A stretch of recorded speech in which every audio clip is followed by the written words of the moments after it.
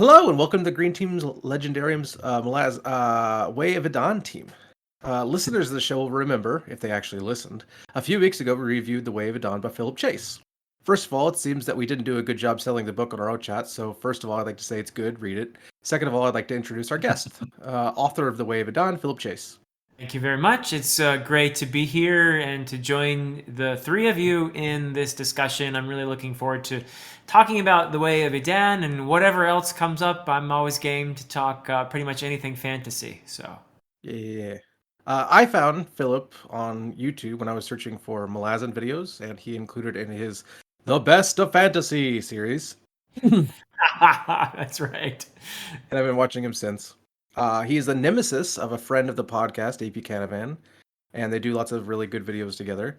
And part of the reason I decided to read this book and cover it was to get an opportunity to talk to Philip. So thank you. Mm-hmm. Oh, well, thank you. And I'm really happy to be here. I would have been happy to discuss Malazan with you guys. Who knows? Maybe it'll even come up. Yeah, I'm a huge fan of Malazan, and the videos that I did with AP were some of my favorite things I've ever done on the platform. Probably the best, most profound literary journey I've ever been on in my life. So I'm a huge Malazan is my favorite series of all time. Unfortunately, I did read it after writing my own trilogy for the most part, so I can't claim it's a big influence on me or anything like that. But I do love it. You say that, but and I believe you. I'm not calling you a liar or anything. But I noticed something when I was reading your book is like a lot of the introductions. You know how Mr. Erickson, when he Yes. introduces a scene, he kind of likes to give us the broader picture, or maybe the environment, and like present it through a certain focalizer and give us set up the themes of the scene. I noticed you did that quite a few times in your book too, and I thought that was really neat.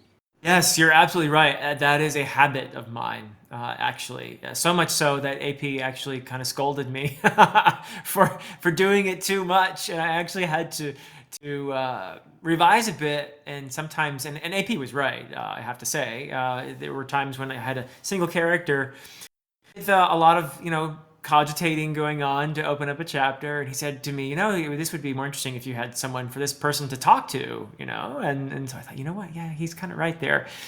So I ended up putting some characters, inserting them into a scene where there had been previously only one character, and he's right, it's much more interesting to be listening in on a dialogue rather than to be watching a lone character, especially when I do have that habit. And sometimes it's not that you can never do that, but I had to rein it in a bit there. But you're right, that is definitely a habit of mine. And I agree with you too. That is something that Steven Erickson does. Yep. It's funny because a few weeks ago we were talking to AP, and I jokingly told him that my favorite part of the book was the editing. That's funny. I'm sure he got a chuckle out of that too. Yeah. So far, every time that we've talked about the series on here or with AP or in the Legendarium Discord, at least one person has brought up Ballsack the Priest. Ballsack. Yeah, Ballsack to bring up. Oh, sorry. One thing before we get into that, there's one thing I want to say. So we got a lot of comments to the degree that we didn't do enough non-spoiler talk when we spoke about this. Oh. Okay. So in the interest of getting more people to read this who haven't already read it, let's try to keep spoilers to a minimum until, like, I don't know, further down. But yes, Ballsack, Okay, one of the early characters in the books. Yep. Yes, and no spoilers about him, but his name is in fact Bagsack. But it's so funny. I think more people call him Ballsack than Bagsack now, and I blame AP for that because even when he was editing the book, when he would write notes to me, he would constantly refer to that character as Ballsack, and so I think that's where that started, and I blame AP. It's entirely his fault. He cursed your book because when I was reading it, we had talked to AP. And he brought it up. I immediately switched, like my brain flipped a switch, and every bag sack was replaced with ball sack on the page. That's funny.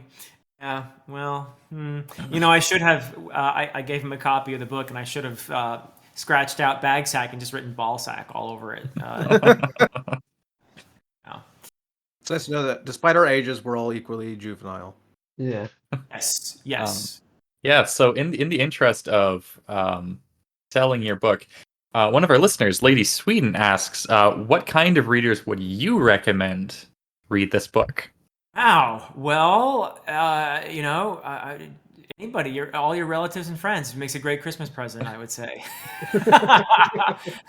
So, no, it's probably people. What I hear other people say, and I'm probably not the best person to assess my own writing in a sense, but what I hear a lot of people say is people who enjoy classical fantasy with a bit of a modern presentation might be inclined to enjoy the story. I do have. I mean, it's my influences are ancient, not just old. So of course Tolkien is an influence, but I also, when I was young and read Lord of the Rings when I was about 12 years old, I was put under a spell, and I thought to myself, wow, I would really love to do that for people, to do what Tolkien did for me. And so I got this idea in my head that to be a fantasy writer, I had to learn a bunch of archaic languages. And so I went out and went the academic route, and I learned Old English and Old Norse. I learned Welsh, more modern Welsh, but Welsh, and I also learned some other languages, including Nepali, which is an influence in this book as well, or in the series. And so I think that a lot of those influences, those older mythological, the Eddas and Beowulf and stuff like that, in terms of the themes that I'm interested in, are very similar to themes that come up in a Tolkienian kind of book. The fleetingness of life, exile and one's identity in relation to one's people, ideas about... in the case of without getting into spoilers, I'm interested in this trilogy. The backdrop to it is a holy war. So obviously interested in spiritual matters as well. So those are some of the influences that go into this, I suppose. So yeah, somebody who likes older stuff, because I definitely have a lot of nods to, as I said, fleetingness of life and history, and trying to create a sense of layers. And a lot of people have commented on the world building, mostly positive, and that's something that I probably spend a lot of time doing.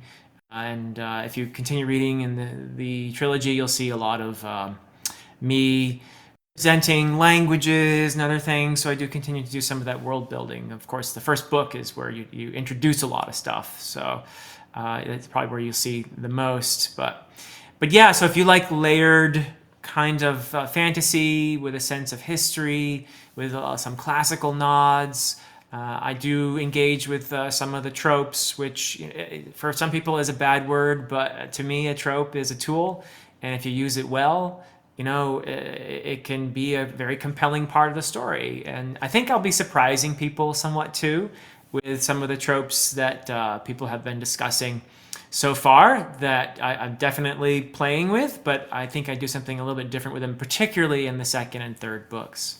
And in addition to that, I would say that the style of prose feels classical to me as well. I think I said this in our episode on it, but when I read it, what is brought to mind is I also read some Guy Gavriel Kay recently, and it felt like that. And of course, Kay is a fantastic writer, so I would say this is a very favorable comparison. I'm extremely honored by that comparison, because Guy Gavriel Kay is a very gifted writer. His prose is gorgeous. I've only read Tigana. Of course, I've read the Silmarillion, which he did help to put together as well. But yeah, he's extremely talented, and I want to read more of his work. But yeah, that's really fantastic. I think a lot of my prose style, I owe it to Tolkien. Ursula Le Guin is another big influence for me, particularly on the prose. And I would say being a medievalist. So I also did a lot of... So my PhD dissertation was on a chap named William Morris, who was in fact a huge influence on Tolkien. William Morris in the 1890s was writing the fantasies that would influence Tolkien as a young man, and Tolkien got his resolution to do that sort of thing from William Morris. And William Morris is they were called prose romances in the 1890s, and they were very archaic. This is a guy who also spent time translating Beowulf and Old Norse sagas and stuff like that. So he was one of those medieval enthusiasts of the 19th century, and so that's probably in me as well. That medieval and 19th century medieval revival stuff. But I hope that it's accessible at the same time. Mm-hmm. I definitely do ascribe to Ursula Le Guin's essay, From Elfland to Poughkeepsie, where she describes effective fantasy prose as being a language that informs the reader that you're in another world, not in our world. I don't want people to feel like they're in New Jersey when they're reading the dialogue in my book. I want them to feel like they're immersed in a different world altogether. And so I think that the language that you use is really key to that.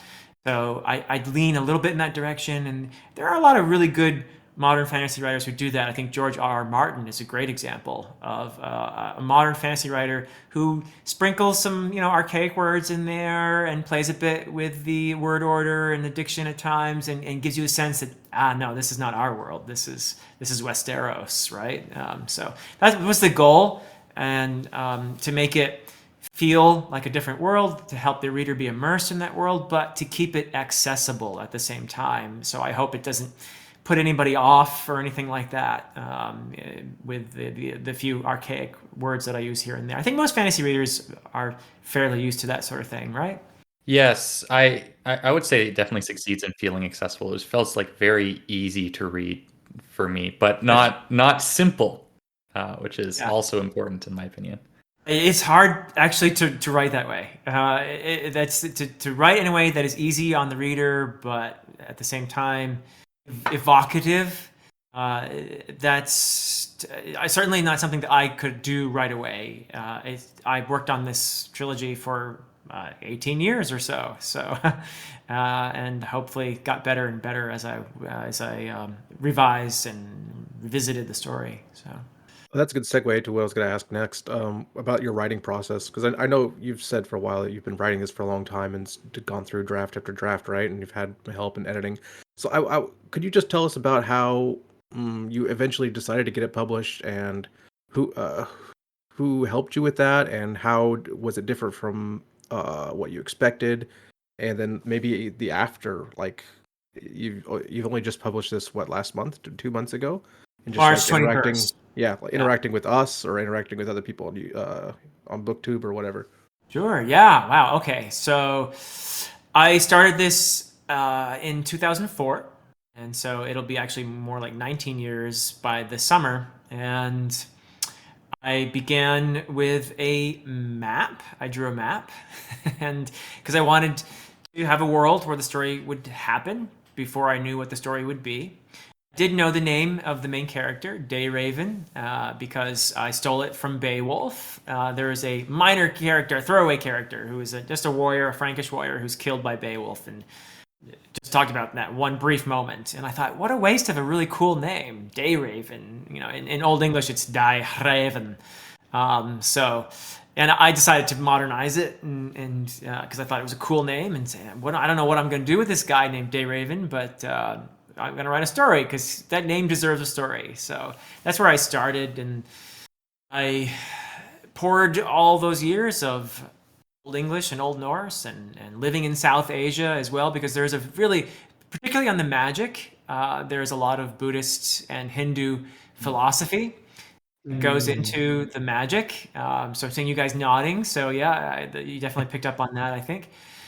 So all this stuff just got poured into this trilogy, and eventually I was able to convince an agent to take on the books. And I thought I was going to try to do the traditional publishing route, go to traditional publishers. And I had a great agent who actually helped me to revise the books as well.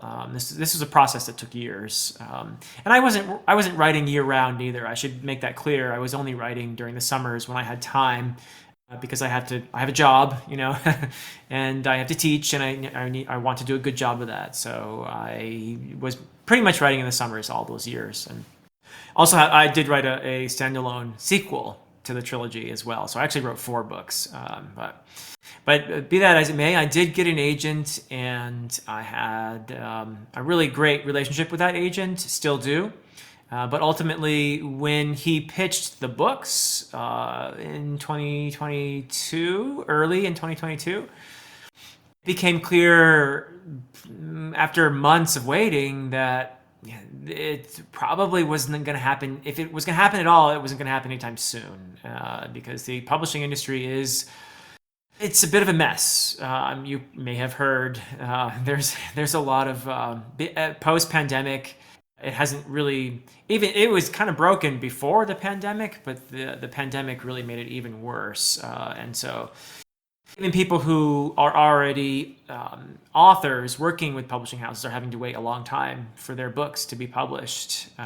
So I just thought, I have this platform. I started a YouTube channel 3 years ago.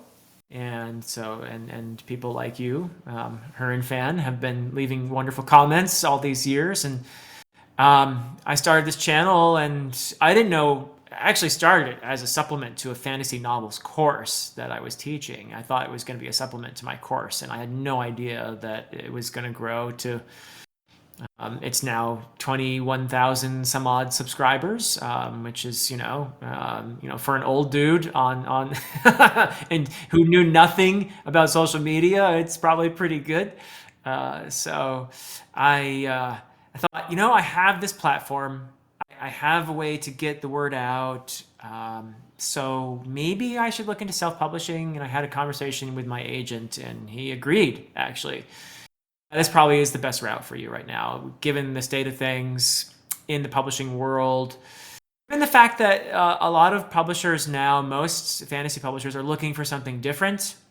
They're looking for the next different direction for fantasy, or they're looking for fantasy and diverse settings and that sort of thing. And while I definitely do have a very heavy South Asian influence, I think my trilogy feels more classical in the sense that there's a lot of European medieval influence in there. And that's what I wanted to write. And so, and that's what I did, but it's not necessarily what publishers are looking for these days. So I thought, okay, let me go ahead and try this self-publishing thing and see how it goes. So that's what I did. And I have no regrets whatsoever. I have been enjoying the creative freedom, and I have to be clear. I think what the publishing industry does is very important, that you work with an agent who helps you make your story better. You work with an editor at the publishing house who they make your story better. They help you improve. They want great stories to be out there too, right? So these people, they know what they're doing. They have experience. They're passionate.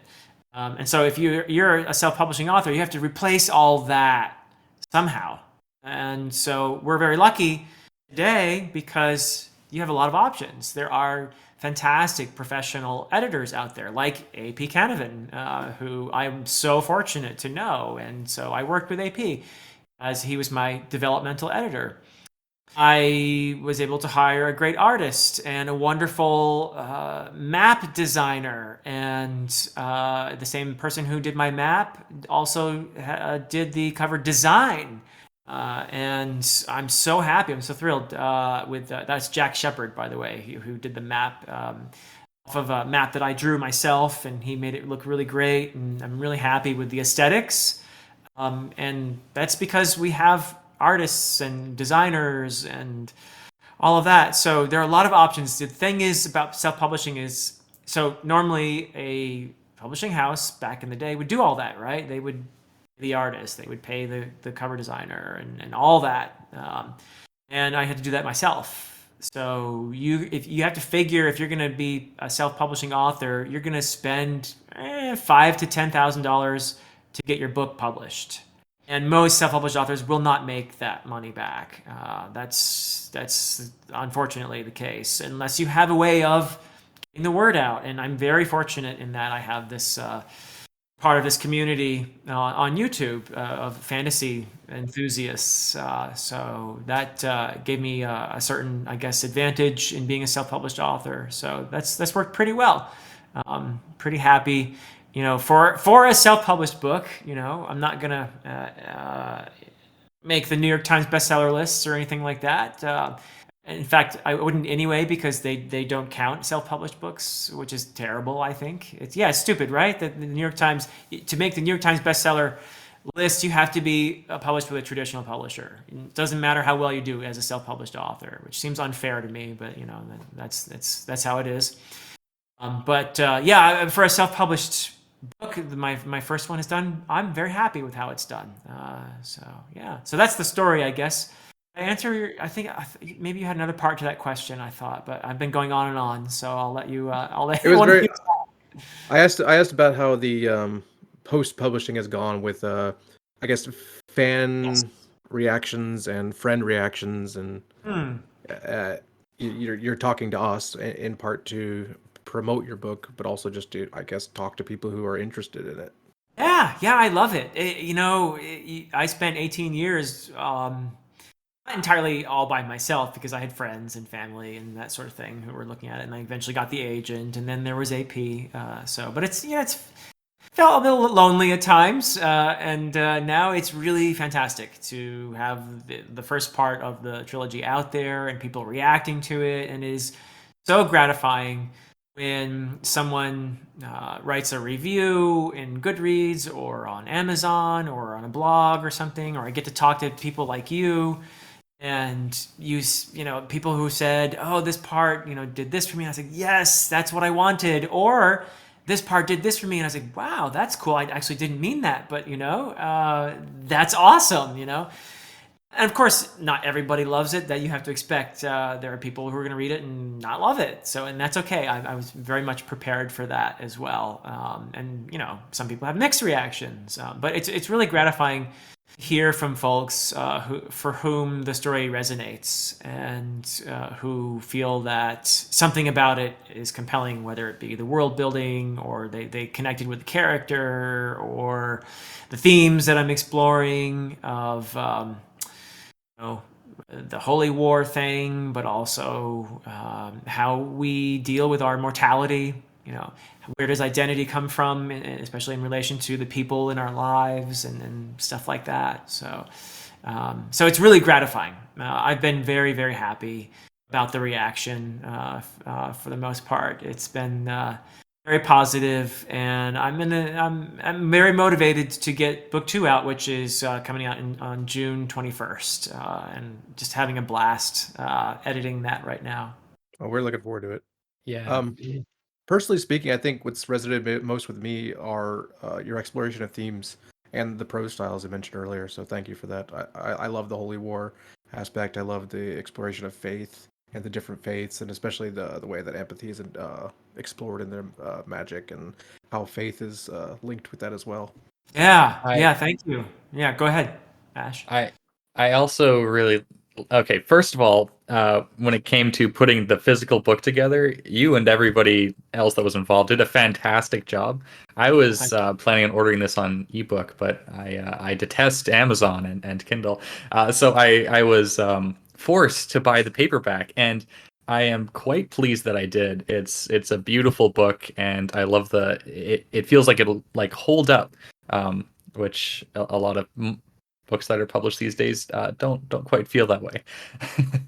Yeah, the physical book, I went 2 routes. One was through KDP, which is Amazon, and then the other is through Ingram Spark, so that folks who don't want to buy through Amazon can do that, at least with the physical book.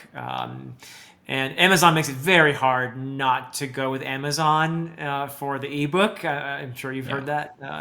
But for the physical, you can order from other bookstores, libraries can order it, and they'll be getting the Ingram Spark version of the book in that case. So if you ordered from like Barnes & Noble or something, then you'll get Ingram Spark's version, which is actually they're slightly different. The Ingram Spark one is a bit thinner. They must use thinner paper. And the cover is slightly more vibrant if you get the Ingram Spark one, but otherwise they're identical. Yeah. Yeah, it was a really gratifying process. I was surprised how much I enjoyed getting the book set up and all of that. I had to learn a lot, though. I really did. But I'm glad to hear that about the themes. That really makes me feel good that some of those connect. The Holy War thing, without getting into spoilers, because we're not there yet, but as far as that goes, I'm very interested in religion. I grew up the son and the grandson and the great grandson of Protestant ministers. And so you can imagine that. Oh, you're a PK too? Okay, cool. All right. We have another PK in the house. Preacher's kid, for those of you who don't know. Yeah, you could say that religion is something that's just very much woven into my psyche. But I also went away. I didn't become a minister myself, and I do not participate in an organized religion today. And it's not that I ever just rebelled or rejected my religion. I consider myself a spiritual person, but I am fascinated by how religion has been a tool for building communities, for encouraging people to love one another, for understanding. At the same time, it has been a tool that does completely the opposite, for inflaming hatred and for turning other people into the other, who are not worthy of existence if they don't believe what we believe, and destruction rather than creation. So it's fascinating to me that this institution, if you want to call it that humans have, I think we have such beautiful aspirations, and at the same time, we can be so incredibly cruel to each other and to the world around us. And I just find it fascinating that the same institution can go in those directions. And that's something I wanted to explore. And I suppose I'm just sort of wrestling with it myself, and it comes out in fiction. That's the great thing about fiction, is it helps you to struggle with stuff like that. So that's definitely something that was even, I think, unconsciously motivating me as I was writing, was just figuring out, how do I feel about religion, because I do feel a lot of affection for it. And maybe that shows in some of the characters, even, who, there are parts of them that characters who do some things that I strongly disagree with, but I kind of feel a weird identification with these characters in places. So hopefully that comes through. It does, absolutely. And Yeah. I think the way you feel about that is exactly why it resonates so much with me. Huh? I will also say that in the book, not to get into spoilers, one of the discussions in there felt very true and very informed. It happens about midway through the book. It felt very informed by historical discussions of religion and the constructed nature of it, which was great to read, because while it is awesome that people like to explore these topics, and it's also awesome when people, it's clear that a lot of thought has been put into it even before the writing started to happen, which I think shines through here.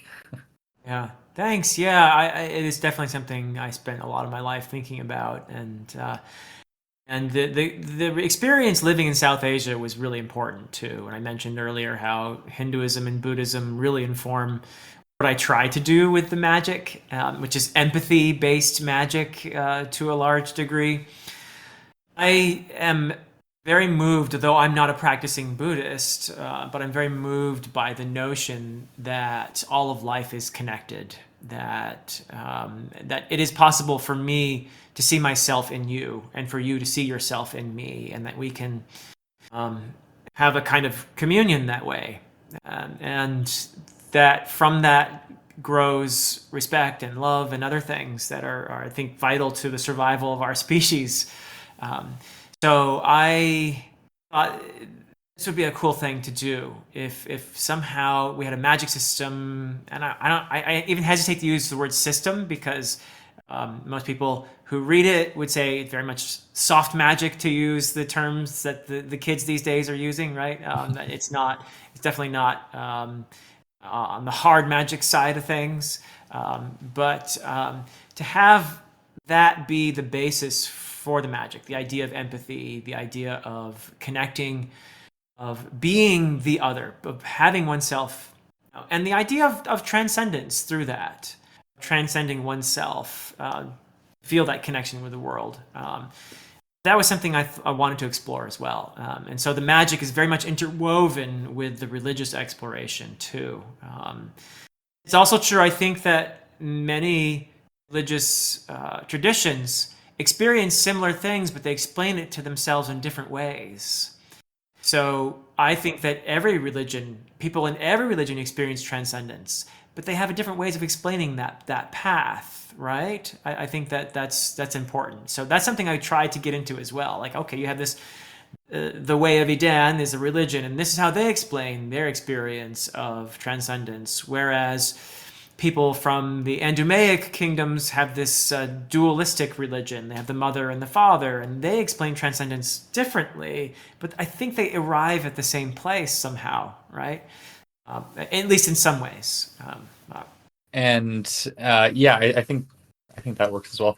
I really like how the empathy magic affects how the villains operate, the antagonists. To me, it makes them a lot more horrifying, because there are a lot of villains in fantasy where they don't empathize with whoever they're um, uh, antagonizing, and there are a lot of religious zealots that don't have to consider the other viewpoint, but it's actually forced for these guys, or this is how they have their power. And I think that's a fascinating dynamic to set up, and I am very excited to see how that's explored later on in the trilogy.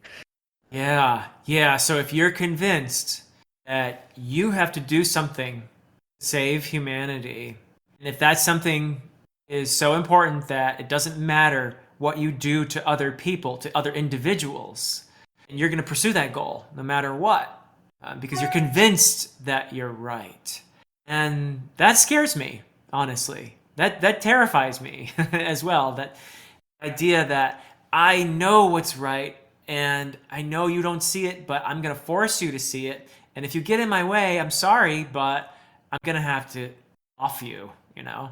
Hmm. So, yeah, and that's interesting to me. That fascinates me, that we human beings can be so convinced of our own rightness that we're willing to kill other people, and to dominate that way. And yet we're also capable of empathizing. And I'm somebody who spent a lot of time traveling. I lived in South Asia. I lived in Europe when I was growing up, and I feel like a lot of us who love reading and experiencing different worlds are also lovers of traveling at the same time, and experiencing different cultures. And something that changed me as an individual a lot was living in different places and understanding different ways of looking at the world. Learning different languages really helps you get a new lens onto the world, understanding another culture. So that's something I'm very interested in and explore, I think, in at least try to, in this series, is the idea of somebody who's fairly naive, very parochial, having a worldview that they're comfortable with, suddenly having that snatched away from them, and seeing the world in a new light and from the perspective of different people, and realizing, oh, I guess I didn't know as much as I thought. Or, wow, I guess I do have more in common with these people than I thought. Even though, yeah, we have our differences, but look at the things that we have in common. And we're all wrestling with things like our mortality. And yeah, I love cultural interplay. That's been a big part of my life too. I also found it interesting talking about the cultural interplay. There were some instances in there where they had like the origin myth and a new Yes. explanation from some characters, and I thought that part was really fascinating, and I really liked it, especially again traveling or living abroad. We have to change our perceptions, and that was huge. Yeah, that's I love it. I love it. You're absolutely right. Our perceptions become challenged, and that can be uncomfortable sometimes. If you live in a different place, in so many ways. Like, I lived in Nepal, and when I first arrived there, it was stupid of me, but I didn't inform myself as much as I should have about the way things work, about the culture, which is much more of a high context culture, whereas I'm American and I come from a more low context culture. Where I'll give you an example. So in American culture, we tend to say, at least we think we say what we mean. So if I'm at somebody's house for dinner and they ask, "Do you want more food?" I'll say no, and they'll say okay, and they'll put it away. Over in Nepal, they're much more high context. So I see the guys living over in Asia nodding. You know what I'm talking about, right? Yeah. I'm at somebody's house and I'll say, I finished my plate because I was very dumb about this because I was taught when I grew up, you finish all the food on your plate. I'm a New England Puritan here, so that's what I would always do is finish everything on the plate. And so I finished all my food, and my host would say, "Oh, would you like some more?" And I said, "No, no, thanks, I'm full." And then boom, there's rice on my plate. I was like, "Wait, I said no. What happened there?" And so it's like, okay. And then I finish all that food, and then I'm just bursting, and they say, "Would you like more?" And I'm like, "No, I'm really full." Boom, there's more food on my plate. What is going on here? So it took me a little while to figure out, you have to be way more assertive. You have to put your hands over the plate. You have to snatch the plate away. You have to really, and then they'll know. So they have to read that body language, and they have I need to give the right signals. And I didn't realize that at first. And the reverse can happen too. I had a good friend from Nepal who came to the States. And when he was asked by his host, "Do you want some more food?" He was like, "No, no, thanks." And with the expectation that they're going to insist. Instead, they would okay and put the food away, and he was starving. so, so I Rude find that Americans. fascinating. Yeah. Yeah. Yeah. Out of just curiosity, which of the three major vehicles of Buddhism are you most like familiar with, or were you more surrounded with when you lived in Asia? Yeah. So, no, I'm not to the extent that I have read about Buddhism. I can't really claim great familiarity with any of them, to be frank. I'm not a practicing Buddhist. I've only read up on it a bit. Have you read Thich Nhat Hanh before? He's a Vietnamese Buddhist scholar. I love his books. He wrote this book called The Heart of the Buddha's Teaching. And I believe it's a form of Mahayana Buddhism. Am I saying that correctly? Hmm. I think that's what it is. So that's probably what I'm most familiar with is that. I refer to it as philosophical Buddhism, is what I'm most interested in, and just as a way of living. In fact, one of the first things that Thich Nhat Hanh's The Heart of the Buddha's Teaching says, I think it's the very first sentence, is the Buddha was not a god, right? And the emphasis in the book is it's not really a religion, it's a way of living your life, right? And so that's the angle that I'm interested in when it comes to Buddhism. And there's just so much about it that I admire. So when I talk about Buddhism, I tend to think of it in those terms. Another non-Way of Edan central question. So you're obviously a big fan of Beowulf. What Yeah. is your go-to? Do you have a go-to translation? What is it? And what do you think about Maria Headley's translation? Okay. So I would love it if everyone would learn Old English and read it in Old English, but that's not very realistic. Um, so my the go-to translation for me is Seamus Heaney's translation. It's the most He famous was one, yeah. he was a brilliant poet, and I feel that gives a good sense of the aesthetics of Old English poetry. He does preserve some of the alliteration, gives you a sense of it being, and he uses, unless you're from Northern Ireland and you're familiar with some of those words that are strange to the rest of us, those words serve to give you a sense of this being an older culture, right? I think he succeeds very well in that, while it's still a pretty accessible translation. So it gives you a sense of poetic flow and the way, 3 stresses per line, and a lot of them alliterate. So overall, I think his is the most accessible while still being aesthetically correct. Correct isn't the right word, but you're going to sacrifice something as a translator, no matter what. The more accurate your translation is, the more clunky it feels usually, and the more aesthetic it is, the further you're going to deviate from the meaning. So I think Heaney, he strikes a good balance there in his translation. As for Headley's, I'm ashamed to say it, but I haven't read it yet. And I'm intrigued by the idea of her, what I hear is sort of a feminist reinterpretation of Beowulf, which sounds fascinating to me. There's been a wealth of really great feminist criticism of the poem. And so I'm assuming that she draws somewhat from that in her work. So I'm curious to read it. Well, we don't have anything else. Should we go into spoilers? I think we're probably, the listeners now have like a solid 45 minutes, I think, of spoiler-free talk.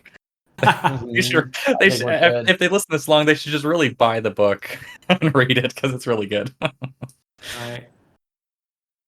All right. Let's see. What did I have written down?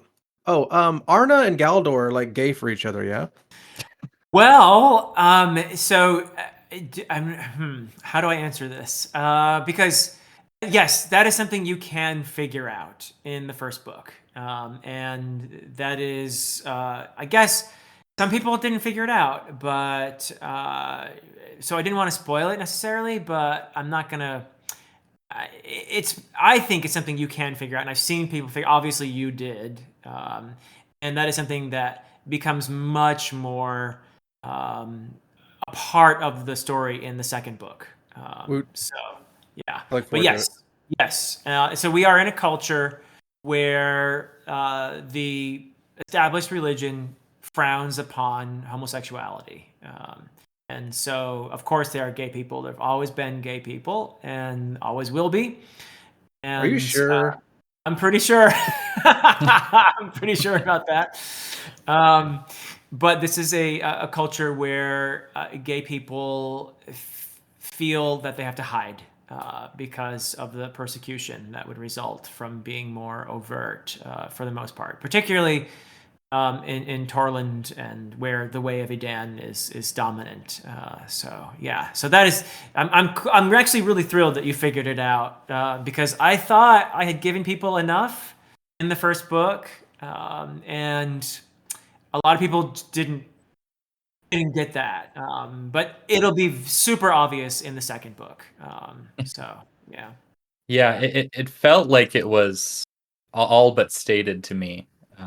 Okay, so good. much like Balzac, it was right on the page. It just kind of translated. Yes, indeed. Yeah. No, that's a relationship that I'll do more with later. But it is a very important part of. I haven't even met him yet, but you've heard about Galdor, and I'm excited for people to meet this character because he's a character that I love very much, and I'm one of my favorite characters actually is Galdor. I also love Arna. I feel sad for Arna and his conflict, and he has this conflict, and so now that that's out of the bag, part of his issue, part of his guilt, is that obviously he's in a place now where he rejected that part of himself, and so he chose to conform to the established interpretation of the religion rather than continue his relationship. And that was a choice he made based on a morality that he's maybe not so sure about now, right? He's questioning his decisions and his loyalty to Bledla, whom he obviously has tried to persuade to be less violent. So he's on board with the idea of, yes, we need to convert everybody to the way, but it shouldn't be through violence. We should be doing it through love. And Bledla's interpretation is, no, we have to do it any way we can, and the sooner the better, which is going to be violence. So Arna's somebody I have a lot of, he has a lot of doubt not only because of his sexuality, but just in general about the validity of the current interpretation of his faith. And so he's a character who's very, I think, conflicted in many ways. So I feel for the guy. Yeah. All of my favorite characters in the book were the priests, and I love how incredibly varied they were. Like at the beginning with Dayraven, it was okay.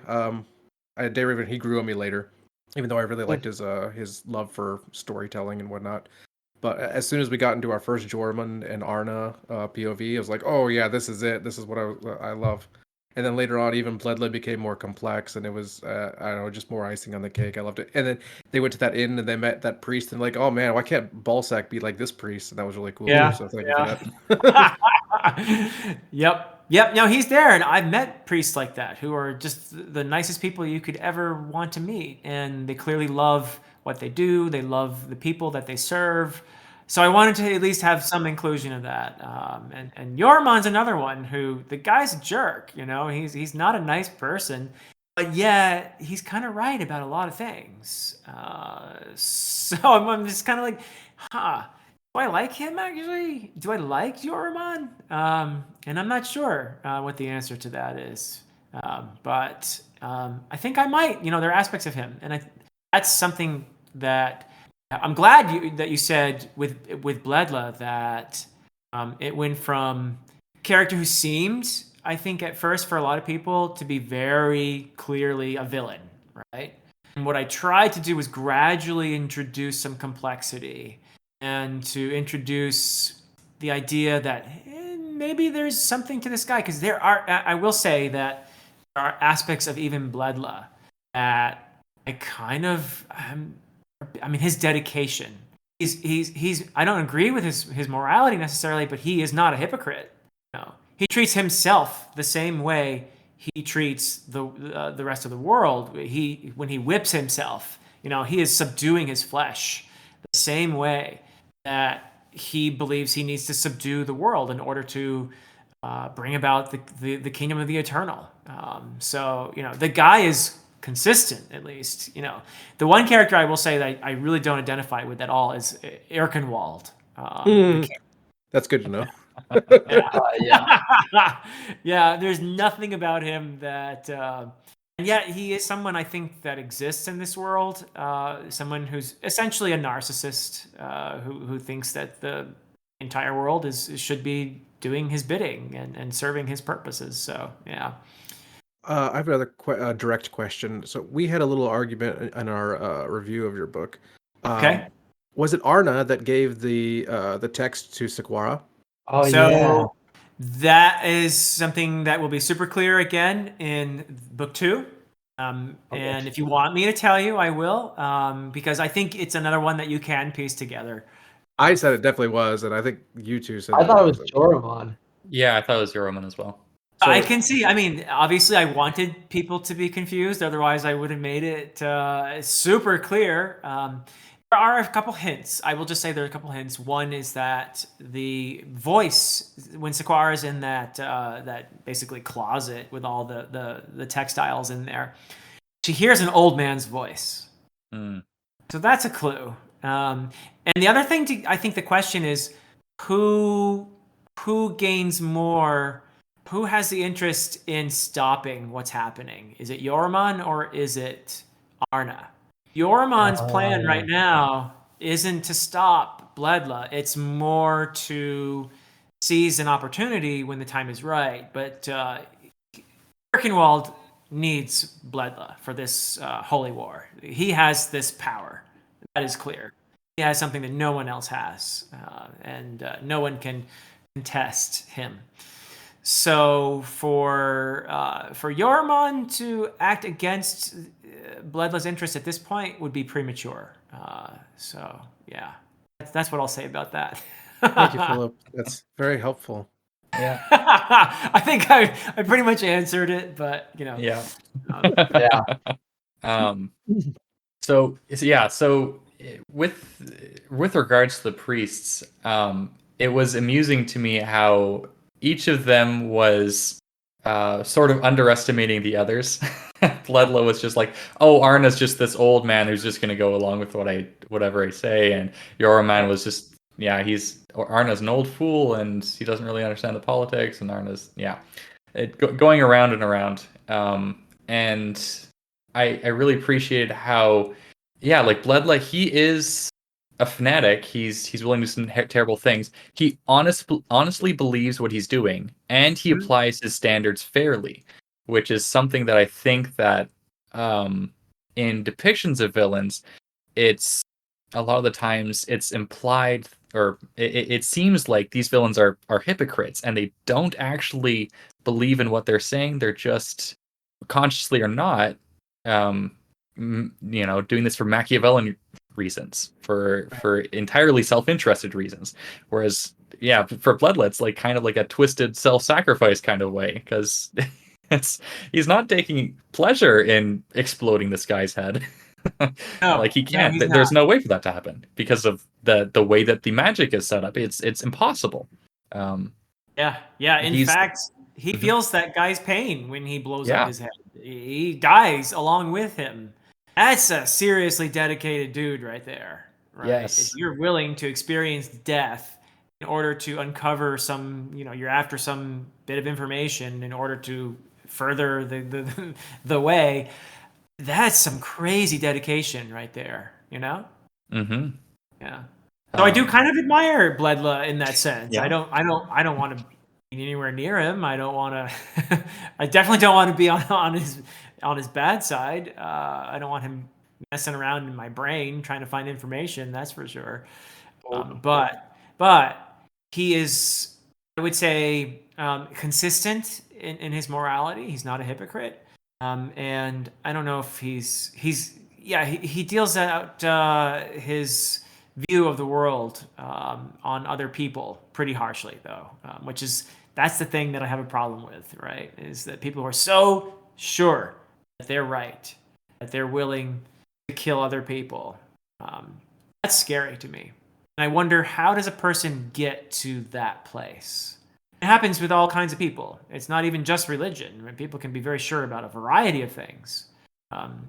So sure that this truth is more important than other people's lives.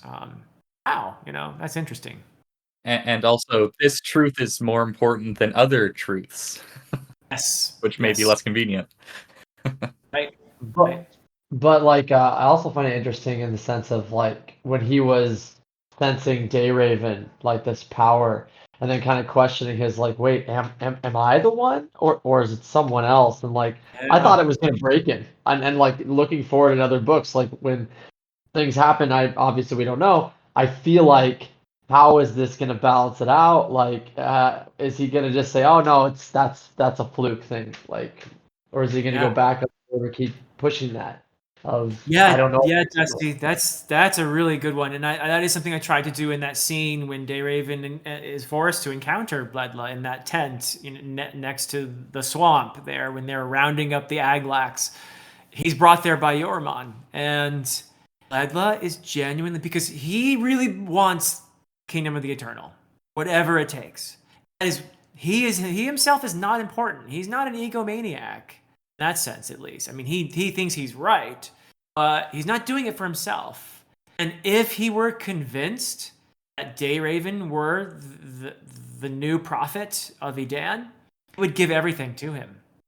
If he were convinced. So that doubt in that moment where he's thinking, wait, my whole world is being swept from beneath me here because, wait, this guy could be fulfilling the prophecies. And that's the funny thing about prophecies is you can read them any number of ways, and I tend to, I tend to be one of those who, prophecy is going to be true if you interpret it in a certain way, but if you look at it from another perspective, no. And so Bledlow is wondering, wait, have I been misguiding myself all this time because of my own ego? And the fact that he's willing to consider that, I think, shows you that his dedication is not to himself; it is to his religion, and he's willing to give everything for it. I want to say thank you for Erd. I think she's a great character. Yes. And in some ways, she reminds me of Granny Weatherwax. So Cool. always more grannies. Cool. Yeah, I wish I had read more Pratchett before. I've only read 4 of the Discworld books at this point, and one of them was I did meet Granny Weatherwax a few months ago. So,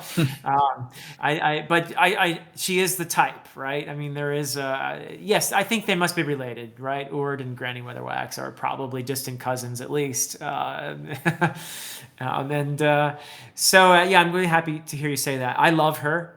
She is to me, a beautiful person. And the fact that she is so protective of Dayraven, it kind of chokes me up a little bit. But at the same time, she is willing to sacrifice him. Um, all these years, she's been protecting him, knowing that he has the gift, that he could be a wizard. But this kid, he has this girlfriend that he loves and he wants to marry, he wants to be like his dad. Let me leave this poor kid alone.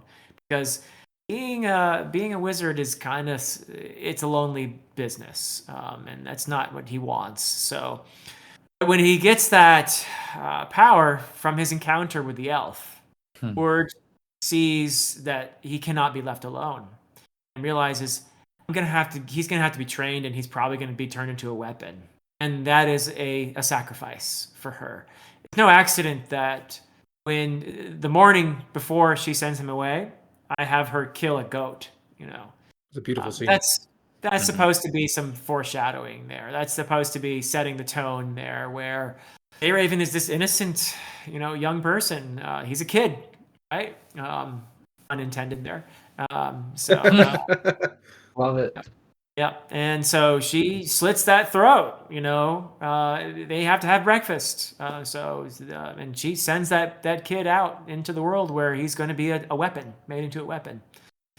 Yeah, and she's terrified too. She loves him. She never stops loving him. But the amount of power that's in him now that she can feel is terrifying. So yeah, as Witches in the Woods go, she's definitely one of my favorites. She's cool.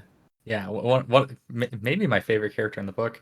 But on the subject of the elf, I think that was a brilliant way to include to have the vehicle of the Buddhist and Hindu thinking brought into the world, and at the same time, the elf did feel truly alien and unfathomable, and I'm curious, what was your philosophy on writing the elf? And I assume they're going to be explored more as the series goes on. I'm very excited about that. But you're also very sparing with elves in this book, at least. So can you tell us a bit more about that?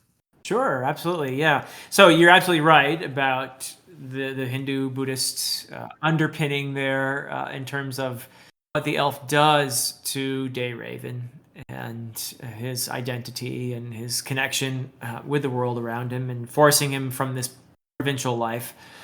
At the same time, there was, I wanted to do something different. I have to distinguish myself from Tolkien here in some ways. And so my elves are not pointy-eared, beautiful people, which is what I think most elves are to most people who read fantasy. I think elves existed way before Tolkien, obviously. I think most modern people's ideas of elves ultimately derive from Tolkien in one way or another, whether it be through D&D or other places. D&D, which was, among other influences, Tolkien I think was big in Dungeons and Dragons and other places. So yeah, I think that I went back to Old English and Old Norse, where elves are mentioned in the poetry, and they're terrifying. They're not. I mean, they might be beautiful, but they are terrifying. You do not want to meet one of these things. And that's pretty much all that we know in the Old English poetry about elves, is that they're listed among all the other monsters, that you don't want to meet. So I said to myself, I need to make my elves terrifying. I want to make them something otherworldly, maybe beautiful, but celestial and remote. And so that's what I did. And I'm really happy with how that meshed with the Hindu and the Buddhist stuff. So that's kind of where I was going, or what I was aiming for there. And there will be more in terms of what that elf is. Dayraven's running around with a piece of it in his mind. That's kind of how it's presented right now. So, and it's clear that I hope it's clear enough that what Dayraven is experiencing with the elf is very much like the gift, only on a scale that is just much more vast. So it's similar, but it's the scale of it is probably the biggest difference. So the question might also be then, what is the gift? And what does it grant one access to? And maybe the elf is an important piece of that puzzle as well. So that's something that definitely does get explored in books 2 and 3, and in some pretty big ways, I hope. So I think that's all I can say about that for now, though. Yeah. Look forward to it. I I look forward to just, you. Oh, go ahead, Ash. just to add on to the point about the elf being not, you wouldn't want to meet. I would say that the elf is terrifying, and in spite of the terror and in spite of the intellectual, you shouldn't want to meet this. I think you did an excellent job of making the draw, like putting the draw there anyways. The lure, the call of the void, maybe. Yeah. Even. Have you guys ever been to something like? I live near New York City, and there's the American Museum of Natural History, and they have this IMAX theater in there where you can watch different movies, and one of them about the universe. And it starts with us here on our good old planet Earth, and then we zoom out, and we're in the solar system. You realize how tiny this piece of dust is that's swirling around the sun. And then it zooms out and you realize, oh, the sun is just a kind of like average star among all these billions and billions of stars, all to quote Carl Sagan there, billions and billions of stars all over the galaxy. And then you realize, wait, our galaxy is one of billions and billions. And then, oh my God, and you feel like nothing. Yes, I started out in physics. You leave that dazed with your jaw hanging open thinking, I'm nothing. I'm this. That's what I want you to feel when you meet the elf, right? It's something on that order, So yes, absolutely. I started out my university experience in physics, and I would absolutely say that's an analogous thing there. Cool. Yeah. Cool. Yeah. I love physics. I don't understand it, but I love it. Does anybody understand it? I'm not convinced. It keeps my feet down. I'm happy. I'm looking forward to you finally meeting Pratchett's elves. I'll just say that. Pratchett's elves are very, very fun. Haven't met them yet. I have only read Guards, and what's the first witch book? It'll probably be a while. The first witch book is Equal Rights, but it's a bit different than the other ones. Read that. You first meet elves in the 4th witches book, I think. So it'll probably be a while. But the witches are my favorite. Yeah, maybe second favorite. It's hard to say. Some good series in Discworld, yeah. So cool, yeah. But yeah, that's kind of what I was after, and it sounds like it kind of worked. So I'm really happy with that touch, and it's something that you're right. There's the initial encounter with the elf in the beginning, but then all you're getting from it afterwards is what's in his head, right? But you'll get more elf, I promise, in the next book in a way that is even more different, I think. So. Gets a little trippy in book 2. Trippy is good. Trippy is excellent. Right. Yeah. So I assume I don't have to assume you basically told us you've been following reception of your book. Is there anything that you wish to address or clarify or bring up, something that you feel hasn't been talked about enough? In terms of the story, you mean? Is it really anything? Characters, story, missed details, themes? Yeah. I think there's, at least from my part, there was an attempt to. Beowulf is a huge model for me in so many ways. It's an inspiration for me. It's my favorite thing to teach. I did a lot of embedding in the book that there's space, I think, for people to interpret. Embedding meaning, so Beowulf is a poem that was originally grew out of oral formulaic storytelling.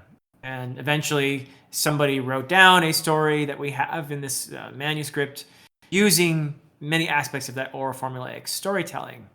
which is very much associative. So when you read Beowulf, you'll see that it doesn't follow a linear progression, that the bard or whatever is sidetracked a lot with all of these little side stories that I don't think it takes a genius to figure out that what's going on in those side stories is there's a lot of thematic echoes.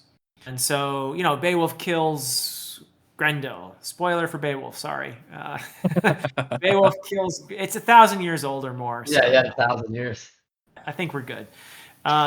Beowulf kills Grendel, and on the way back, they're celebrating, and the bard sings a story about this older hero named Sigmund, the Dragon Slayer. And so what's happening there is Beowulf is being compared to this older hero. He's being put in the pantheon of heroes for this deed. And there's also a thematic echo here, too. Because, hey, this hero did these great deeds. Where is he now? He's gone. One day that will also be Beowulf. And one of the heroic responses in that older culture, because this is a Christian poet looking back on his ancestors, one of the responses to mortality in that pagan heroic culture is do great deeds so your name will live on, right? And for the Christian poet looking at that, there's something futile in that, right? There's something sad. Maybe it's admirable in a way, but there's also ultimately it's futile, right? What good does all that treasure do when you buried it in that hero's funeral mound, right? It doesn't help his people. So there's a sorrow at the heart of it, I think. So Beowulf is constantly introducing these side stories to interweave these themes in there. And so that's something I tried to do a little bit. You'll notice that there are lots of stories within the story, which I was worried, frankly, that some people would see it as a distraction. I was hoping that people would see it as world building, as part of that, the history, and giving people a sense that this place has depth to it. But there are also thematic echoes. So, for example, there's a story that the shaper, Aban, recites for the men of the mercenary company, the story of Alfshin and Wilfar. And Alfshin is a woman from hundreds of years ago who was kidnapped by these barbarians, and her fiancé, Wilfar, goes to look for her. The story is mentioned in the very beginning when Dayraven is having this back and forth with Ebba, his fiancé. So right away, there's some foreshadowing there because Dayraven becomes an exile as well, right? He's taken away. But I'm also looking at this theme of exile and identity. And here, this woman, Alfshin, you find out at the end of the story that Wilfar, after years of searching, finds her. He's disguised as a traitor, and he tries to kill the chieftain that kidnapped his fiancée like all those years ago. And instead of killing the chieftain, he kills the chieftain's son, who was named after him. So, and then he himself is slain in the process. And Alfshin, she's lost her son now. She's lost her former lover because she realizes then who he was after he's slain. And they have a funeral for this chieftain's son and Alfshin's son, and his body's being devoured by the flames on the funeral pyre. And she walks up to this funeral pyre, and of course he has his weapons laid out with him and everything. Grabs his sword, and in the process, flames start, going all over her robe, and she takes the sword and she plunges it into her husband, the chieftain. Why does she do that? Because she still felt a measure of connection to Wilfar, her former lover, and her identity as a person, even though it's been nearly 2 decades since she was taken from her home. She still felt within her a loyalty to her home, her village, her people. So she had taken on this new identity, but lurking beneath it all these years was that person. So I'm looking at, okay, this is just a story, but I hope it's also a thematic echo of the main story at the same time. And so Dayraven's hearing the story as a member of the mercenary company, and he's reflecting on not only the fact that he tried to tell the story, he mentioned it to Ebba, but it's a reflection and a mirror in a way of his own exile and his own pain, and him trying to hold on to his identity against the odds. So I hope that's something that I do throughout the book with these little nods, these older stories, and hopefully, people will see, oh, okay, this is what he was doing with this, and this connects here. So there are a lot of these. It's okay too, honestly, if people don't do that. If they find the story entertaining just on the surface level, that's great too. But that stuff is definitely. I tried to include that sort of thing in there. So yeah. Thank you. I'll be thinking about that next time I read. Maybe I'll read Beowulf before my next reread. Nice. I keep chiming in with praise, and I apologize, but I really liked how you have these stories. There's this understanding that the function of these stories is not just to entertain, but to make sense of the world. And um, like for example, Dave Raven, this is how he through these stories, this is how he begins to reconcile himself with the events that these echoes that he's finding in his own life, and that this is a living process, and um, as well with the Dweorgs. Is that how it's Yes. pronounced? Or Yeah. That was good. Yeah. excellent. That yeah, like that to me seems like a clear echo of Sigismund Sigmund the in Dragon Beowulf. Slayer. Yeah, the Yeah. futility, the cultural mortality there. Yes, a whole people. I mean, it's not just our Mhm. own individual mortality, but whole nations and peoples have disappeared. Look at the history of humanity. You know? Yes, and it's I also appreciate how the Dweorgs they they their cultures are radically different, and while it may look to a human that's why can't you just get help from these other dwarves that are over there? It's like no, these are completely different, and um, I think that's another excellent empathy building exercise, because obviously, like if in North America, Canadians and Americans look very similar to outsiders, and Right, there's right. Canadians have a chip on our shoulder, chip on our shoulders, basically because of this, which Yeah. Well, in this my is case, I'm actually 1/4 Canadian, so maybe I ah count. I don't know. a lost brother. So, but yeah, no, I thank you. Yeah, that the dwergs, Gnorn and Hlok, and then we do meet the remnants of the dwergs of the Firnhouse in lingering on in Ettenstone, and Dayraven connects with them because they're exiles too, and that's part of that empathy. That's the thing about Dayraven that I want to explore a lot is empathy through him.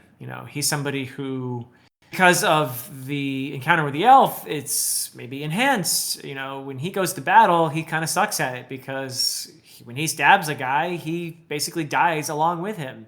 And I hope that affects not just the character, but I don't want to write battle scenes where there's this glorious march to victory and the bad people are defeated and hooray. I wanted to have some more complexity in that, and to show that it's visceral and that it's bloody and that it's horrible and that people's lives are cut off and that affects other people. And so for Dayraven to experience that, he's incapable of otherizing, which is what you have to do as a soldier. You have to otherize, otherwise you'll go crazy. He can't do it. He cannot do it. So when he sort of accidentally kills that Cargiles soldier, he dies along with him, and that's I hope a moment of when we read a lot of fantasy, we don't. I think we tend not to think about consequences of violence as much, and the causes. And I hope it comes across that these are things that I'm trying to explore in the series as well. So yeah.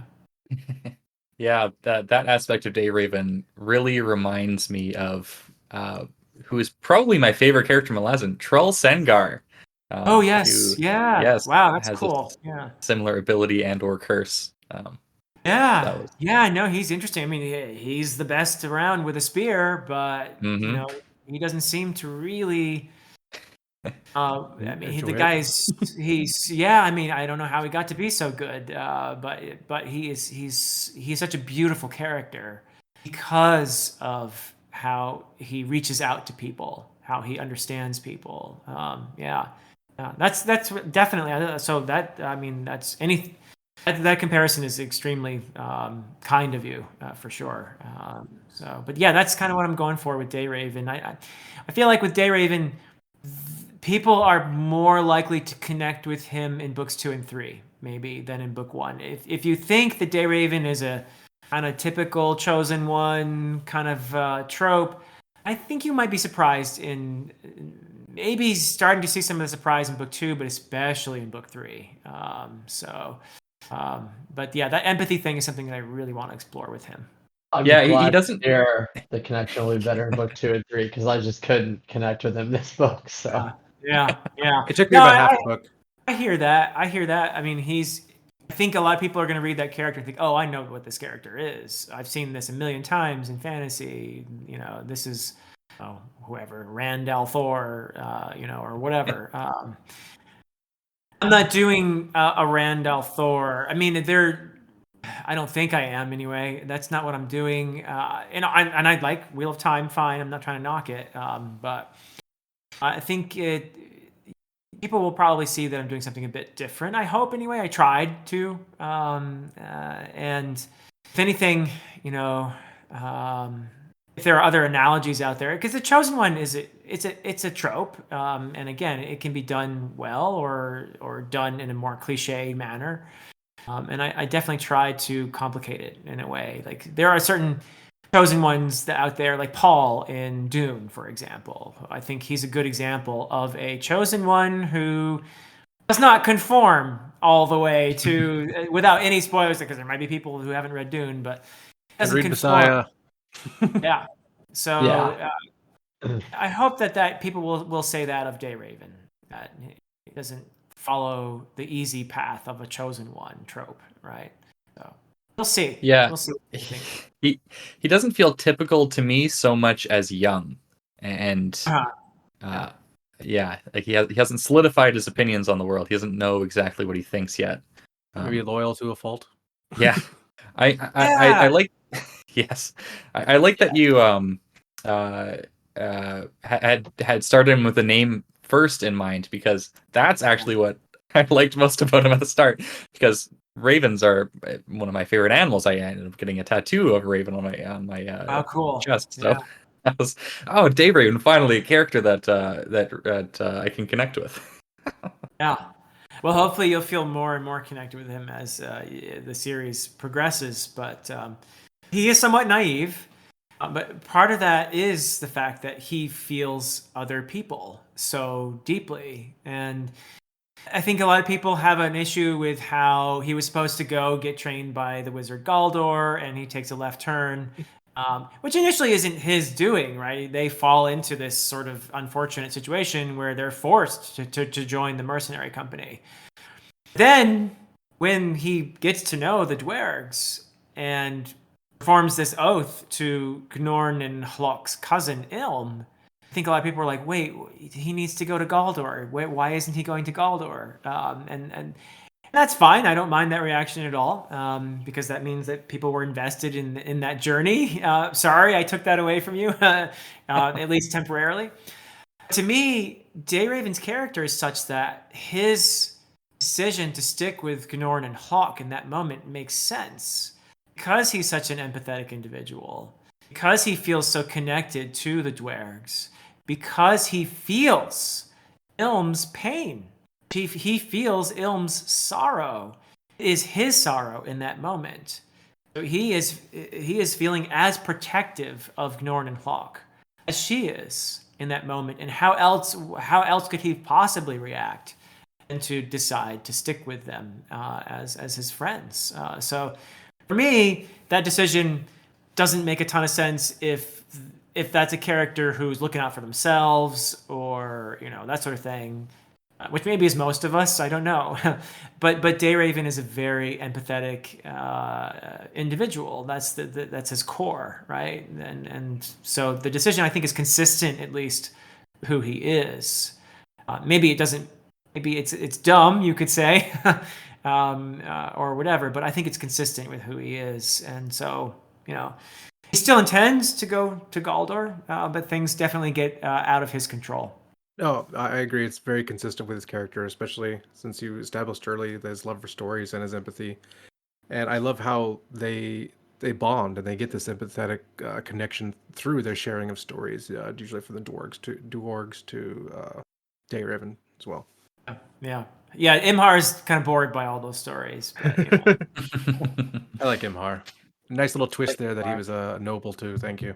Yeah, I like Imhar too, and he's somebody who deserves his own, I think, story, his own path. So at the end, as painful as it was for me to separate the two of them, I felt I like was surprised you Imhar, did that. yeah, Okay. yeah, I felt like Imhar, he deserves this. He deserves to find his own people.